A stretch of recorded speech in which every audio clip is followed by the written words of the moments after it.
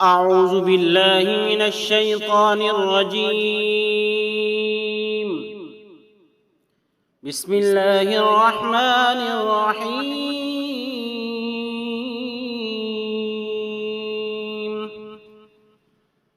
أستغفر الله ربي من كل ذنب أذنبته عمدا أو خطأ سرا أو علانية وأتوب إليه من الذنب الذي أعلم ومن الذنب الذي لا أعلم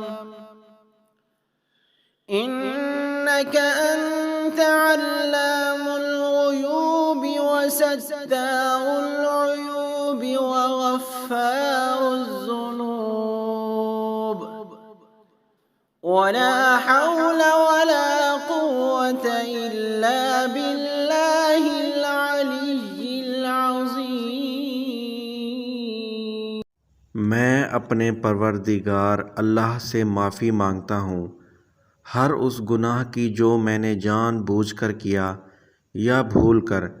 छुप कर किया या ज़ाहिर होकर, और मैं उसकी बारगाह में तौबा करता हूँ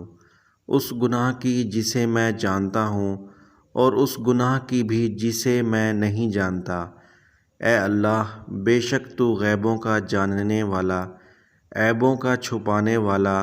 और गुनाहों का बख्शने वाला है, और गुनाहों से बचने की ताकत और नेकी करने की क़ुव्वत नहीं मगर अल्लाह की मदद से जो बहुत बुलंद अज़मत वाला है।